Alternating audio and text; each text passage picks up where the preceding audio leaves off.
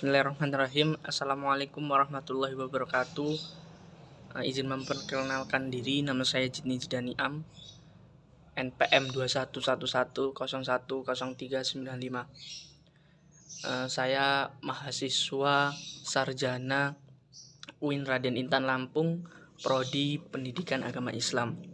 Di sini saya akan menjelaskan materi bahasa Indonesia dengan tema sejarah perkembangan bahasa Indonesia. Yang kedua, kedudukan dan fungsi bahasa Indonesia, dan yang terakhir adalah ragam-ragam bahasa Indonesia. Baik, kita masuk materi yang pertama, sejarah perkembangan bahasa Indonesia. Jadi saya akan menjelaskan secara singkat perkembangan bahasa Indonesia dari zaman dulu sampai sekarang ini. Jadi kapan sih bahasa Indonesia ini lahir? Jadi bahasa Indonesia lahir ini pada tanggal 28 Oktober 1928, tepat di hari Sumpah Pemuda. Apa bunyi dari Sumpah Pemuda itu? Jadi yang pertama, kami putra dan putri Indonesia bertumpah darah satu, tanah air Indonesia. Kemudian kami putra-putri Indonesia berbangsa satu, bangsa Indonesia. Dan yang terakhir ini, kami putra dan putri Indonesia menjunjung bahasa persatuan bahasa Indonesia. Dan ini yang dijadikan sebagai tolak ukur kenapa bahasa Indonesia dijadikan sebagai bahasa nasional. Menilik ke belakang, bahasa Indonesia ini berasal dari bahasa Melayu. Bahasa Melayu ini datang ke Indonesia, lebih tepatnya ke Asia pada abad ke-7. Pada abad ini Indonesia masih dijajah oleh Belanda pada saat itu. Kemudian bahasa Melayu juga dijadikan sebagai bahasa kebudayaan di Kerajaan Sriwijaya, dan banyak ditemukan prasasti-prasasti di Palembang pada abad 683 Masehi. Dan pada tanggal 18 Agustus 1945 kedudukan bahasa Indonesia ini terbentuk pada sidang PPKI pada perumusan Undang-Undang Dasar 1945. Jadi mungkin teman-teman semua berpikir atau bertanya-tanya, kenapa sih bahasa Melayu yang dijadikan sebagai sumber atau tolak ukur kenapa menjadi sebuah bahasa Indonesia? Kenapa nggak bahasa Jawa? Kenapa nggak bahasa Sunda? Bahkan di Indonesia ini terdapat banyak sekali bahasa daerah, terdapat banyak suku, budaya, dan ras. Kenapa bahasa Melayu yang dijadikan sebagai sumber utama bahasa Indonesia? Jadi pada masa itu bahasa Melayu ini disebut juga dengan lingua franca. Apa itu lingua franca? Jadi bahasa Melayu ini jadikan sebagai bahasa perdagangan serta bahasa pertumbuhan ataupun perhubungan. Jadi pada masa itu kan banyak sekali orang-orang asing, negara asing yang masuk ke Indonesia, juga masuk ke sektor perdagangan. Kemudian banyak sekali negara-negara yang mau mengambil sektor alam Indonesia. Jadi mereka bukan hanya membawa perdagangannya saja, mereka juga membawa bahasa, kemudian budaya, dan melalui bahasa Melayu ini mereka berinteraksi satu sama lain dan berhubungan.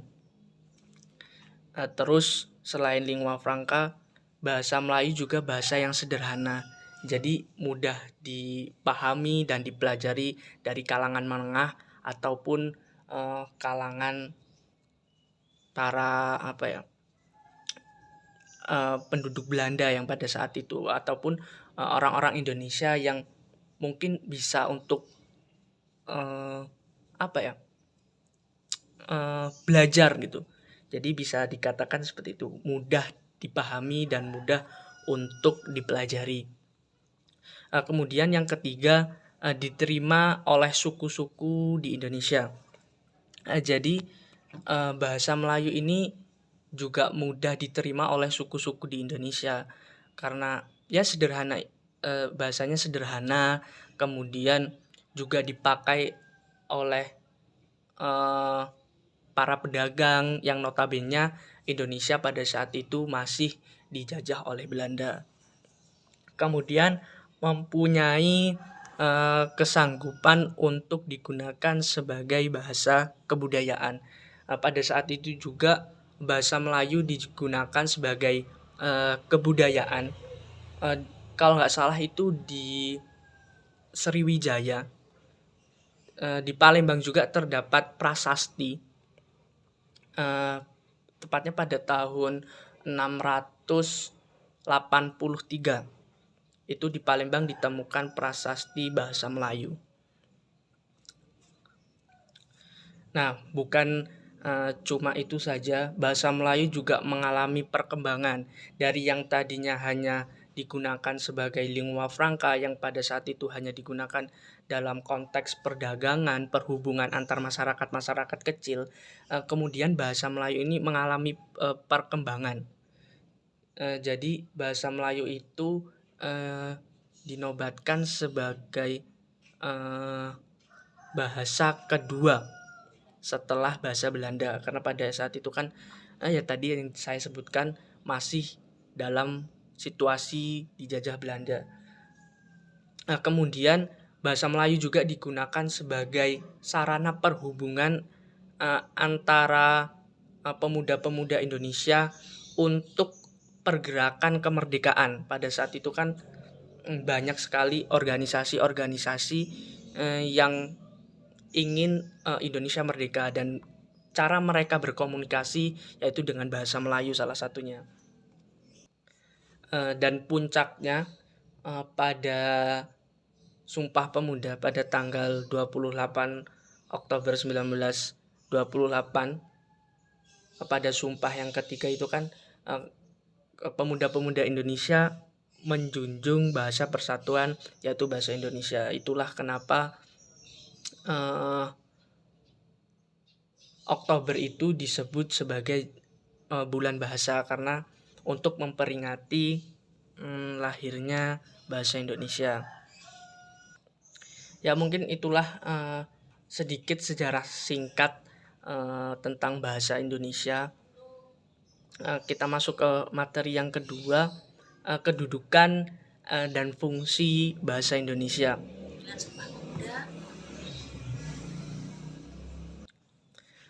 Jadi kedudukan bahasa Indonesia itu ada dua macam. Yang pertama, kedudukan bahasa Indonesia sebagai bahasa nasional yang bersumber pada Sumpah Pemuda. Kemudian kedudukan bahasa Indonesia sebagai bahasa negara yang bersumber pada Undang-Undang Dasar 1945 pada tanggal 18 Agustus pada sidang PPKI. Ingat ada dua kedudukan bahasa Indonesia dan nanti kita akan membahasnya secara lebih detail. Oke, jadi fungsi bahasa Indonesia sebagai bahasa nasional itu yang pertama, lambang kebanggaan kebangsaan. Jadi maksudnya di sini adalah fungsi bahasa Indonesia ini sebagai salah satu lambang kebanggaan kita kepada bangsa Indonesia itu sendiri. Jadi yang kedua, lambang identitas nasional. Jadi bahasa Indonesia ini juga sebagai identitas rasa nasional kita.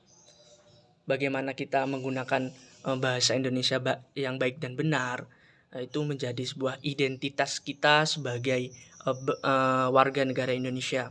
Kemudian alat penghubung antar warga, antar daerah, dan antar budaya.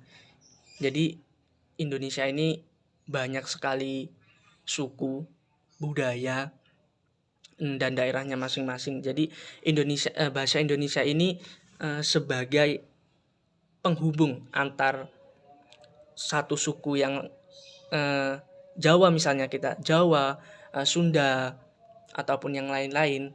Jadi komunikasi mereka tidak terhalang. Itu menggunakan bahasa Indonesia untuk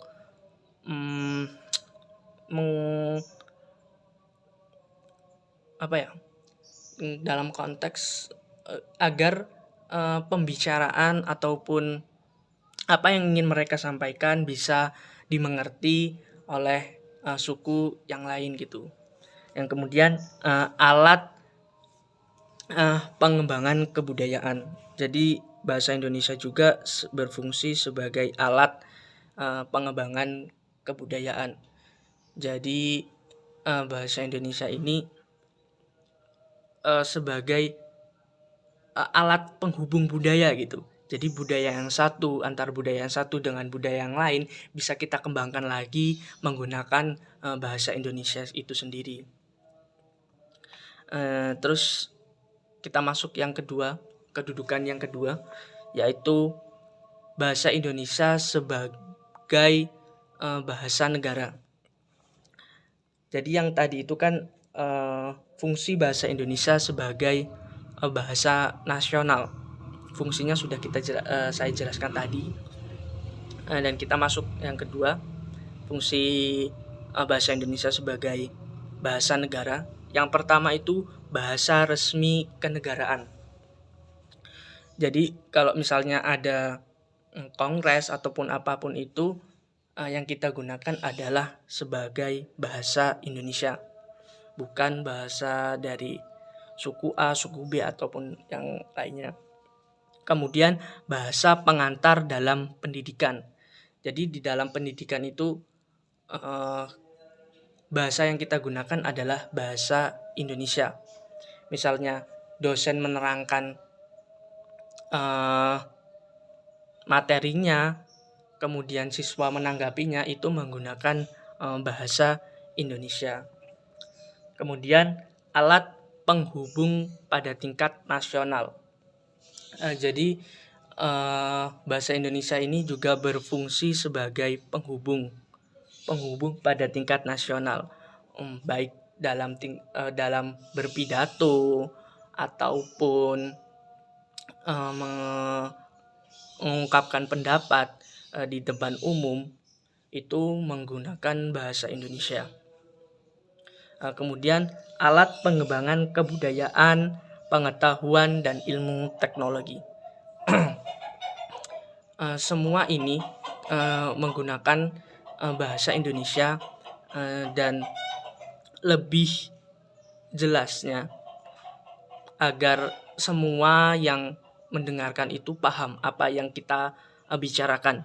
Kalau kita menggunakan bahasa Indonesia, bukan bahasa daerah kita masing-masing. Dan selanjutnya mungkin teman-teman yang lain mungkin berpikiran, kenapa sih kita selalu belajar tentang bahasa Indonesia dari SD, dari SMP, SMA, kita selalu belajar bahasa Indonesia yang mungkin hanya itu aja. Bahkan ke tingkat mahasiswa, bahasa Indonesia masih kita pelajari.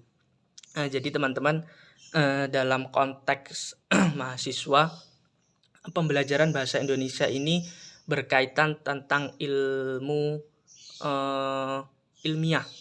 Jadi kan pada dasarnya pada mahasiswa itu diikat oleh skripsi, karya ilmiah, kemudian laporan, makalah, terus PPT dan yang lain. Dan ini bahasa Indonesia ini sebagai ilmu keilmiahan. untuk kita bisa membuat makalah atau skripsi dengan baik dan benar.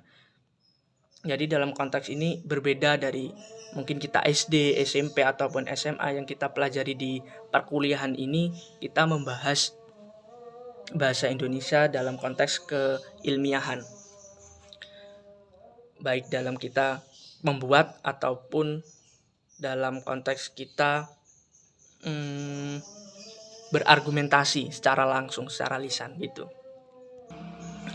Baik, kita masuk ke materi yang terakhir, ragam-ragam bahasa di Indonesia. Yang sudah kita ketahui dari tadi pembicaraan bahwa bahasa di Indonesia itu banyak sekali dan beragam-ragam. Karena di Indonesia itu banyak sekali budaya, suku, kepulauan, dan tidak bisa kita pungkiri juga karena sejarah juga. Di sini kita akan penyebab terjadinya ragam-ragam bahasa di Indonesia. Yang pertama itu faktor budaya. Jadi yang kita tahu tadi, budaya itu sangat banyak di Indonesia. Jadi setiap budaya memiliki karakteristiknya sendiri-sendiri. Kemudian mempunyai bahasa daerahnya masing-masing. Itulah mengapa terjadi banyak sekali ragam-ragam bahasa di Indonesia. Kemudian faktor sejarah. Faktor sejarah mulai dari penjajahan, faktor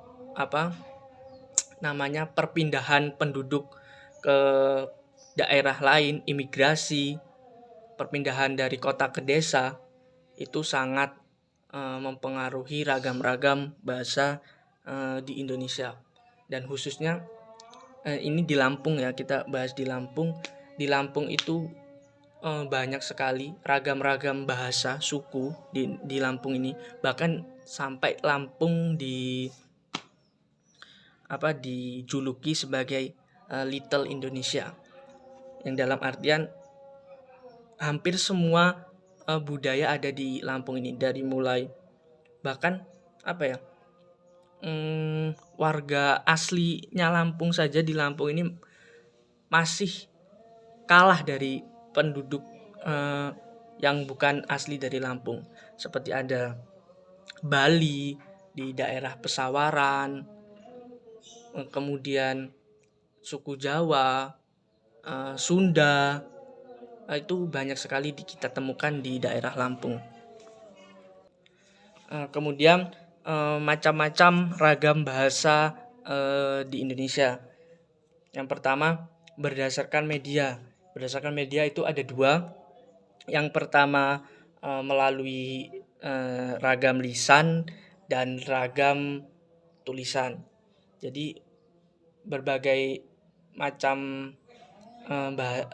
ragam bahasa tulisan dan ragam bahasa lisan. Kemudian berdasarkan topik pembicaraan, ada ragam sosial, kemudian ragam sastra, kemudian ragam fungsional, dan ragam politik dan hukum. Ragam sosial bagaimana kita berkomunikasi antar sesama masyarakat, tetangga dengan yang tetangga lainnya.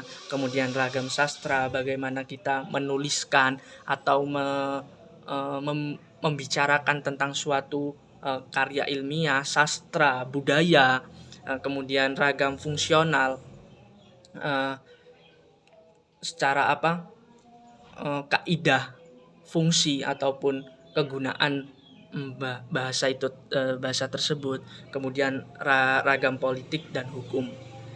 Jadi kalau kita menilik ke persoalan politik dan hukum, pasti ada bedanya ketika kita berbicara kepada teman kita, kepada tetangga kita ataupun yang lain. Pasti ada bedanya, ragamnya sendiri,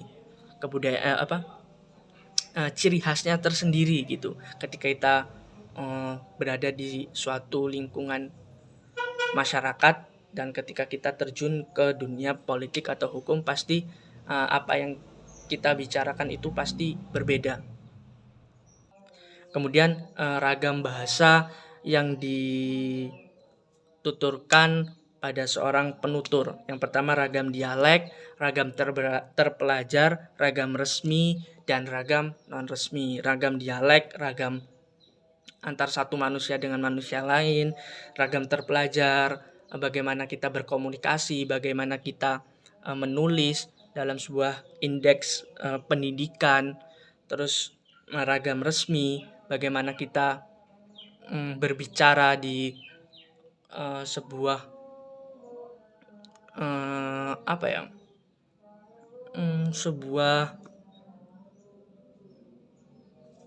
di depan orang banyak gitu, seperti pidato, terus seminar. Dan kemudian ragam non resmi, seperti kita berbicara atau bercerita ke teman kita gitu. Jadi itulah mungkin yang dapat saya sampaikan. Kurang lebihnya saya meminta maaf apabila terdapat banyak kesalahan ataupun mungkin belum bisa dimengerti oleh kalian semua. Saya benar-benar minta maaf. Saya akhiri. Wassalamualaikum.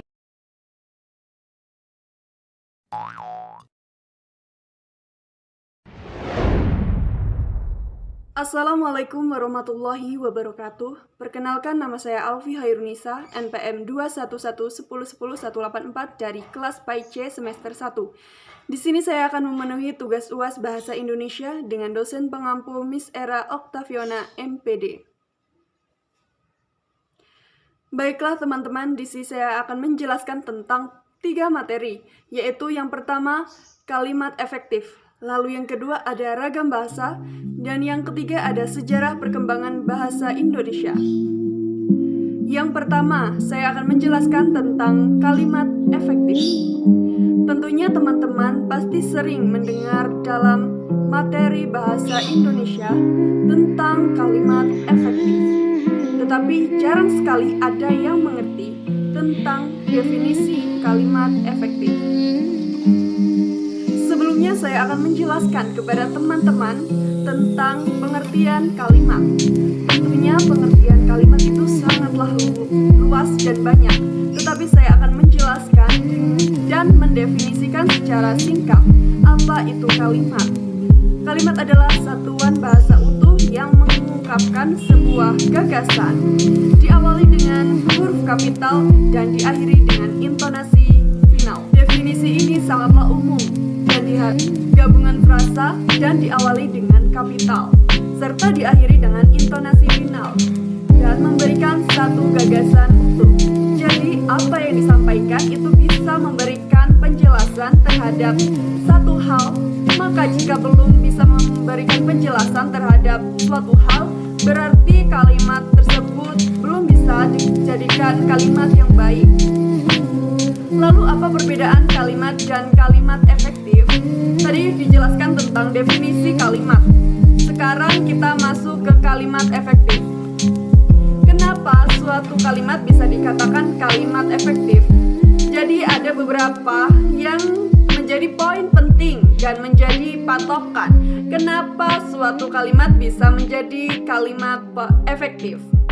Apa saja itu? Nah, yang pertama, menyampaikan pesan berita atau amanat. Jadi ketika kalimat efektif dibuat, pasti nanti tujuannya untuk menyampaikan pesan, berita, dan amanat. Lalu yang kedua, gagasannya kompleks. Kalau tadi kan ada gagasan utuh. Nah, yang sekarang gagasannya kompleks.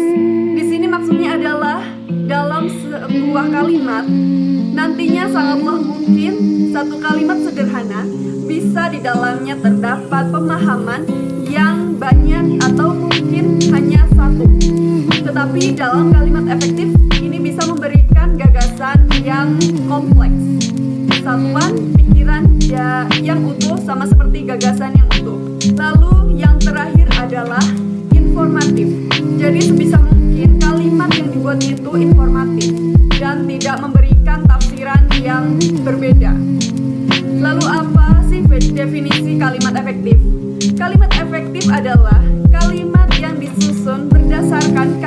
yang berlaku, seperti unsur-unsur penting yang harus dimiliki setiap kalimat atau subjek yang predikat, memperhatikan ejaan yang disempurnakan, dan cara pemilihan kata atau diksi yang tepat.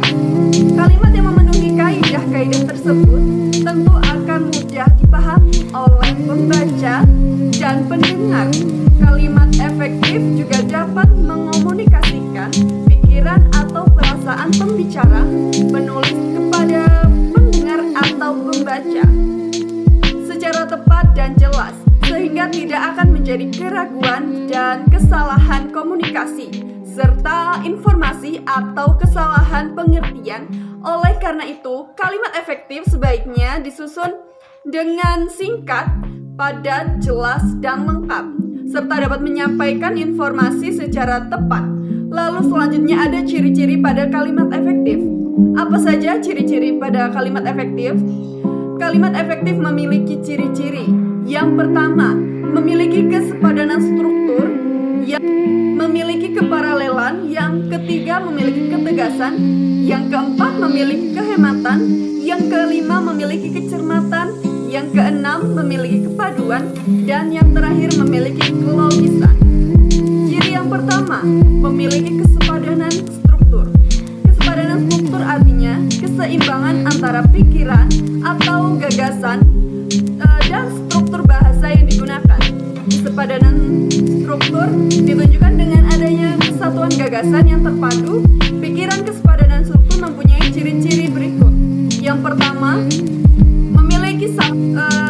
memiliki predikat yang jelas. Apabila subjek dan predikat tidak jelas, maka bukan termasuk kalimat efektif. Hal ini dapat dilihat dari penggunaan subjek yang diawali dengan kalimat dan diikuti dengan kata depan di, dalam, bagi, untuk, pada, dan sebagainya. Contohnya, bagi semua mahasiswa harus mengikuti seminar bedah buku. Ini salah karena menggunakan kata bagi. Yang benar adalah semua mahasiswa harus mengikuti seminar bedah buku. Dalam kalimat tersebut seharusnya tidak lagi menggunakan kata bagi. Lalu ciri yang kedua, yaitu tidak memiliki subjek ganda atau rangkap. Contoh, penyusunan makalah itu saya revisi lagi. Yang ini salah, yang benar adalah penyusunan makalah itu akan saya revisi lagi. Lalu ciri yang ketiga, kata penghubung intra kalimat tidak digunakan pada kalimat tunggal. Contoh, ayah bekerja seharian sehingga ia lupa makan. Yang benar adalah ayah bekerja seharian sehingga ia lupa makan. Lalu ciri yang keempat, predikat kalimat tidak didahului kata yang. Contohnya, kakek yang menjual mainan itu kelelahan. Ini salah, yang benar adalah kakek penjual mainan itu kelelahan. Lalu ciri kalimat efektif yang kedua, memiliki keparalelan. Keparalelan adalah kesamaan bentuk kata yang digunakan dalam kalimat. Artinya apabila bentuk kata pertama menggunakan kata nomina, maka bentuk kedua, ketiga, dan seterusnya juga menggunakan. Lalu nomina di sini adalah kata benda yang dibentuk dari kata dasar yang memperoleh imbuhan ke dan pe. Sedangkan verba adalah kata kerja yang terbentuk dari kata dasar berimbuhan me dan di. Contoh, saya bertugas membersihkan rumah, mengepel lantai, dan memasak. Ini termasuk kata verba. Yang termasuk kata verba di sini yaitu membersihkan, lalu mengepel, dan memasak. Selanjutnya contoh yang kedua, tahap akhir penyelesaian gedung itu adalah pengecatan, lalu pemasangan keramik dan pengaturan tata ruang. Ini termasuk kata nomina atau kata benda. Yang termasuk kata benda yaitu pengecatan, pemasangan, pengaturan. Selanjutnya ciri kalimat efektif yang ketiga yaitu memiliki ketegasan. Ketegasan disebut juga penekanan, yaitu perlakuan penonjolan ide pokok kalimat pada dasarnya dalam kalimat. Ada ide yang perlu ditonjolkan dengan memberi penegasan atau penekanan. Contoh, saya salut akan kecerdasannya, saya senang akan tingkah lakunya, dan saya bangga akan prestasinya. Lalu ciri kalimat efektif yang keempat yaitu kehematan. Kehematan adalah hemat dalam menggunakan kata frasa atau bentuk lain yang dianggap tidak perlu. Contohnya, karena adik sedang sakit, adik tidak mau makan. Ini salah karena menggunakan kata terlalu banyak. Seharusnya yang benar adalah karena sedang sakit, adik tidak mau makan. Ini termasuk kalimat efektif. Lalu ciri kalimat efektif yang kelima, yaitu kecermatan. Kecermatan adalah teliti dalam membuat kalimat dengan pilihan kata yang tepat, sehingga tidak menimbulkan persepsi ganda atau salah tafsir. Contohnya, mahasiswa Prodi Pendidikan Bahasa Indonesia yang cantik itu pintar. Ini salah. Yang benar adalah mahasiswa yang cantik dari Prodi Pendidikan Bahasa Indonesia itu pintar. Lalu, ciri kalimat efektif yang keenam, yaitu kepaduan. Kepaduan ialah kepaduan pernyataan dalam kalimat sehingga informasi yang disampaikan terpecah-pecah. Kalimat yang padu adalah kalimat yang tidak bertele-tele dan tidak mencerminkan cara berpikir yang absurd. Contoh, Pak RT sedang mengajak daripada warganya untuk membersihkan lingkungan desa. Ini salah karena yang benar adalah Pak RT sedang mengajak warganya membersihkan lingkungan desa. Selanjutnya ciri kalimat efektif yang ketujuh, kelogisan. Kelogisan adalah ide kalimat yang dapat diterima oleh akal sehat dan sesuai dengan ejaan atau kaidah tata bahasa yang berlaku. Contohnya, makalah dipresentasikan mahasiswa. Ini tidak logis. Yang logis yaitu mahasiswa mempresentasikan makalah. Oke, materi yang pertama kalimat efektif sudah selesai. Sekarang kita akan masuk ke materi yang kedua, yaitu ragam bahasa.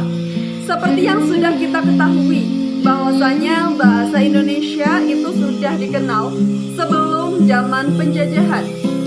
Meskipun dahulu namanya belum bahasa Indonesia.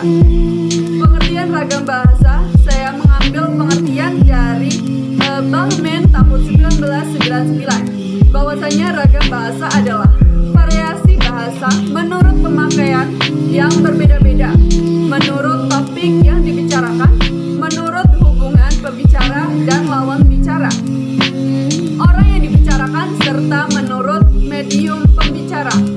Berbicara tentang ragam bahasa itu timbul seiring perubahan di dalam masyarakat. Perubahan itu berupa variasi-variasi bahasa yang dipakai sesuai keperluannya. Oleh karena itu, banyaknya variasi agar tidak mengurangi fungsi bahasa sebagai alat komunikasi yang efisien dalam bahasa. Timbul mekanisme untuk memiliki variasi yang cocok untuk keperluan tertentu. Dalam hal ini disebut ragam bahasa standar. Secara umum juga, ragam bahasa yang mungkin kita gunakan sehari-hari dan tidak terjebak dan salah dalam menggunakannya. Di dalam karya ilmiah ada 4 ragam yang akan saya paparkan kepada teman-teman. Yang pertama adalah ragam bahasa undang-undang. Yang kedua, ragam bahasa jurnalistik. Yang ketiga, ragam bahasa ilmiah. Dan yang terakhir, ragam bahasa sastra. Nah, kita akan membahas satu persatu. Yang pertama adalah ragam bahasa undang-undang. Ragam bahasa undang-undang itu sama dengan ragam bahasa hukum, karena ragam ini digunakan di dalam ruang lingkup hukum di Indonesia. Nah, ciri-ciri khususnya yaitu biasanya pada istilah dan komposisinya. Kadangkala juga di dalam ragam bahasa hukum seringkali dijumpai dengan istilah-istilah yang kurang dimengerti orang awam. Tetapi ragam bahasa tersebut sangat lumrah di dalam dunia hukum. Ragam bahasa hukum ini biasanya dipakai pada undang-undang, peraturan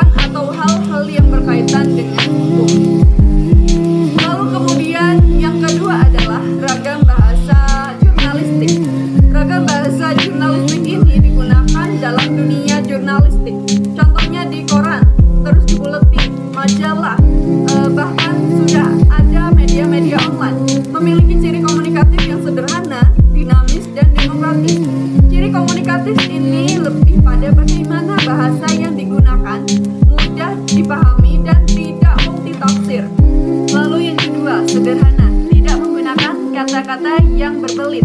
Lalu yang ketiga, dinamis. Bahasa yang digunakan adalah bahasa masyarakat. Maksudnya ketika kita menulis, pastinya akan menggunakan diksi atau kata pilihan yang banyak. Yang dipilih adalah bahasa yang paling mudah. Tidak harus kelihatan bagus karena menggunakan istilah yang baru, tetapi juga justru menggunakan bahasa sederhana dan mengikuti perkembangan masyarakat, kemudian demokratis, mengikuti konsekuensi umum dan tidak menghidupkan feudalisme. Kemudian ragam bahasa sastra. Di sini terdapat ciri-ciri yaitu lisensi potika. Apa maksudnya? Bahwa ragam sastra itu memiliki kebiasaan untuk mencapai keindahan. Jadi kalau dalam ragam sastra itu bebas tapi indah. Di dalam ragam bahasa sastra ini terdapat puisi, prosa, dan drama sebagai bagian dari karya sastra. Masing-masing memiliki ciri-ciri. Puisi ada pemandangan bahasa. Jadi ketika kita mengungkapkan sesuatu, bahasa itu memiliki banyak tafsiran makna. Kalau prosa itu cerita, bisa berupa cerpen, novel. Kalau drama itu dipentaskan dan memiliki cerita yang diperankan, kemudian memiliki percakapan. Ragam bahasa ilmiah digunakan untuk penulisan karya ilmiah yang memiliki sifat baku. Ejaan yang digunakan saat ini adalah namanya ejaan bahasa Indonesia. Yang ketiga, menggunakan kalimat efektif. Kita memahami bahwa kalimat yang efektif nanti akan berhubungan dengan penyampaian yang efektif pula. Jadi kalau kalimat yang digunakan tidak efektif, maka menimbulkan salah tafsir. Dan yang terakhir, menggunakan paragraf yang pada kohesif atau disamakan, saling padu dan terkait. Nah, jadi itu saja gambaran tentang ragam bahasa. Dan ini menjadi dasar untuk bisa memahami pembahasan berikutnya. Materi pertama dan yang kedua telah kita bahas. Selanjutnya kita akan membahas materi yang ketiga, yaitu sejarah perkembangan bahasa Indonesia. Dasar pemahaman untuk memahami sejarah bahasa Indonesia secara keseluruhan. Karena bicara sejarah seharusnya harus menjelaskan secara detail, tetapi saya tidak ada kemampuan pemahaman. Jadi saya akan membahas beberapa hal yang saya anggap penting. Inti dari pembahasan ini ada dua, yaitu lahirnya bahasa Indonesia sebagai bahasa persatuan di tanggal 28 Oktober 1928, ketepatan dengan Sumpah Pemuda, dan lahirnya bahasa Indonesia sebagai bahasa resmi, yaitu adanya pengesahan Undang-Undang Dasar tahun 1945 yang dilaksanakan pada tanggal 18 Agustus 1945. Di tahun 1928 kita menemui peristiwa Sumpah Pemuda yang di dalamnya terdapat 3 sumpah. Yang pertama, kami putra-putri Indonesia mengaku bertumpah darah satu tanah air Indonesia. Lalu kami putra-putri Indonesia mengaku berbangsa satu bangsa Indonesia. Yang ketiga, kami putra-putri Indonesia menjunjung bahasa persatuan bahasa Indonesia. Di sini kalau dari segi bahasa ada 2 diksi yang berbeda dari 3 sumpah. Sumpah 1 dan 2 menggunakan diksi mengaku dan sumpah ketiga menggunakan diksi menjunjung. Mengaku seperti hal yang mudah, tetapi di dalam suasana ketika itu pada tahun 1928 pasti mengaku adalah sesuatu yang tidak mudah, bahkan sesuatu yang sangat sulit. Karena ketika kita mengaku berbangsa Indonesia atau mengaku bertanah air Indonesia atau mengaku bertumpah darah Indonesia, berarti kita harus siap mati. Kemudian diksi yang kedua adalah menjunjung. Kenapa diksi ini berbeda? Jadi ditemukannya filosofi. Jadi menjunjung adalah padanan kata dari beberapa kata yang definisinya sama dengan membawa, menjunjung, dan lain-lain. Jadi kata menjunjung ini lebih tinggi posisinya. Nah, ketika kita filosofikan bahwa menjunjung adalah menganggap lebih tinggi tanah air Indonesia, jadi artinya itu ketika itu bahasa Indonesia dianggap lebih tinggi dari bahasa yang lain. Harapannya ketika itu bertujuan untuk persatuan bangsa. Ketika itu sangat butuh sekali Indonesia untuk merdeka. Salah satu persyaratannya untuk merdeka adalah bersatu. Itu adalah filosofi Sumpah Pemuda. Sumpah Pemuda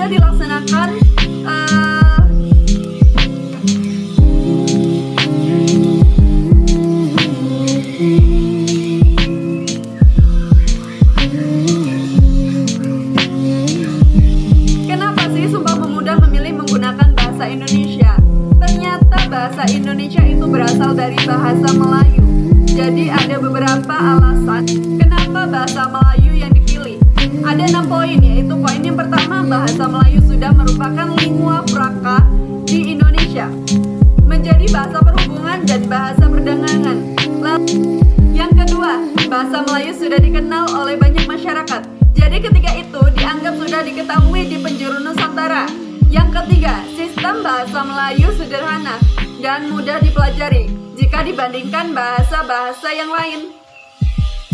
Bahasa Melayu lebih mudah. Lebih mudahnya karena tidak memiliki kasta atau tingkatan seperti bahasa Sunda dan Jawa. Kemudian bahasa Melayu memiliki sifat terbuka untuk menerima pengaruh bahasa lain. Lalu bahasa Melayu juga memiliki sangkupan dipakai sebagai bahasa kebudayaan. Dan yang terakhir, penutur asli bahasa Melayu bukan penduduk dominan dan suku lain sukarela menerima bahasa Melayu. Ada perkembangan ejaan berproses dari waktu ke waktu. Dan di sini saya akan gambarkan 3 tabel, yaitu yang pertama adalah ejaan Van Ophuijsen, ejaan Suwandi, dan yang sekarang adalah yang digunakan adalah ejaan yang disempurnakan. Dan sekarang ejaan yang digunakan adalah ejaan yang disempurnakan. Setelah pelaksanaan Sumpah Pemuda pada tahun 1928, kemudian muncul beberapa hal yang misal di sini adalah terbitnya majalah Penjaga. Kemudian munculnya Kongres Bahasa Indonesia I di Solo. Kemudian Jepang melarang penggunaan bahasa Belanda. Lalu pada tahun 1972, Balai Bahasa menjadi pusat pembinaan dan pengembangan bahasa. Lalu muncul juga pada tanggal 28 Oktober 1954, Kongres Bahasa II di Medan. Kemudian tahun 1972 berdasarkan Kepres nomor 57 tahun 1972, ejaan baru. Lalu pada tanggal 25 sampai 28 Februari 1975 muncul Seminar Politik Bahasa Indonesia di Jakarta. Lalu pada tanggal 16 Agustus 1945, bab 15 pasal 36 resmi sebagai bahasa negara. Lalu 19 Maret 1947, Suwandi meresmikan ejaan Republik atau ejaan Suwandi. Nah, terus tahun 1948 terbentuk Balai Bahasa. Tahun 1948 Balai Bahasa menjadi lambang bahasa Indonesia. Nah, itu saja materi yang bisa saya sampaikan. Bila ada kesalahan, saya mohon maaf. Saya akhiri. Wassalamualaikum warahmatullahi wabarakatuh.